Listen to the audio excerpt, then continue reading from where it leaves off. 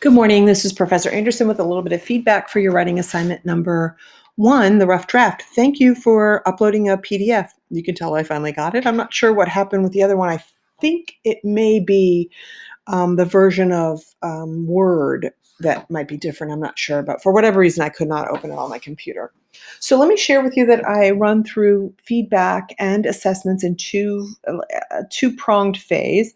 So the first I call the nuts and bolts, and the next I call the nitty-gritty. So the nuts and bolts, I look at noting the parameters of the assignment. So we have 4 sections that we need. I see you have all 4 of them. The first one needs to be in paragraph form. Check, you have that. The next in bulleted form or list, you have that. And then a table, and then paragraph form again at the end. So I just briefly with a visual run through, I can see that you have all the components. And then I go through with a little bit more of a fine-tooth comb and get to the nitty-gritty. And that's where I look at content, syntax, and grammar and those types of issues. So here I note you give a good description of what it is that you do and where that you work. So your job is remote and not necessarily repetitive, like it doesn't look like you're going back to the same place over and over again. I want you to take a look. I'm going to read this to you. I work for an electronic locker company in White Marsh, Maryland. At my job, we travel around the country, oftentimes alone, for 1 to 5 days at a time, installing and servicing electronic lockers for large and small resorts and venues. We are also responsible for physically training each venue's employees on proper use and small troubleshooting procedures. The job requires a lot of communication through email, face-to-face, or via telephone. Many things can and do go wrong in communication. So look at these last 2 sentences. This is what I recommend. This is like a little grammar and syntax issue. Instead, it may be what I think you're trying to say is there are the job requires various types of communication, sometimes email, sometimes face-to-face, sometimes via telephone. And through those types of communication, things can and do go wrong.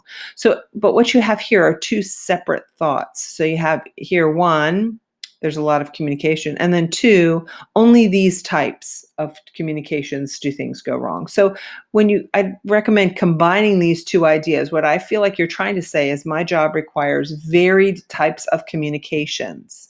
Sometimes communication takes place through email, sometimes face-to-face, and sometimes via telephone. As I can imagine, there's others as well. And oftentimes these communications are impeded in some way. Make sure when you're writing numbers in a statement or in a written form that it's the numbers 1 to 10 are spelled out. So you want to spell this out. I'll focus on 4. There are many communication barriers in my line of work, period. I will focus on 4 physical barriers. So I will focus on 4 physical barriers, such as dealing with outdated equipment and harsh and remote environment. Okay. So here I think I'm caught between, are you listing these or are you detailing them? So I would recommend saying I will focus on 4: physical, emotional, and what are the other ones you have here? The competitive and audience expectations. So it gives a little bit, these combined, these may can restrict the effectiveness of communication. So here, the second part is where you do list them in bulleted form, and you have done so using what's called parallel structure, which is good.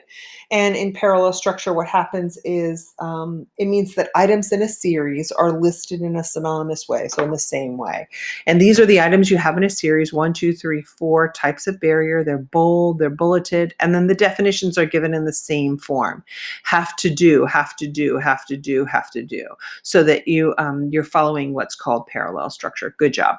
Next is our table of communications, and I want to share with you here. He called back apology. He was overwhelmed. Then he proceeded to give me, I can't remember if it was this one or this one. One, I was confused. Why this? I was confused, which made me aware. I'm sorry, I'm going back. I try to make a note of it, but I can't highlight and have it save. And I was trying to show the manager how to test. I could not. I was thinking about.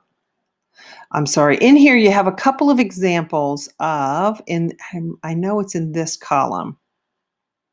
Let me read it out loud. You have examples of what are called, it's basically parallel structure. You have a present tense, and then a past tense, and then a present tense. So you want to make sure that you have the verb tense always in the same. So while on site for a big installation in Texas, the venue was not even remotely prepared for anything. Take this even remotely out. They are emotionally heightened statements. At this point, this is like your data table. These are just the facts. And your opinion is that it wasn't even remotely. It might very well have been not even remotely prepared for the install. But removing this just keeps it to the fact. So instead, while on site for a big installation in Texas, the venue was not prepared for installation. There was no internet and no power. The old lockers were also still not removed. The old lockers remained. I did not think I would be able to meet the deadline, so I called my manager,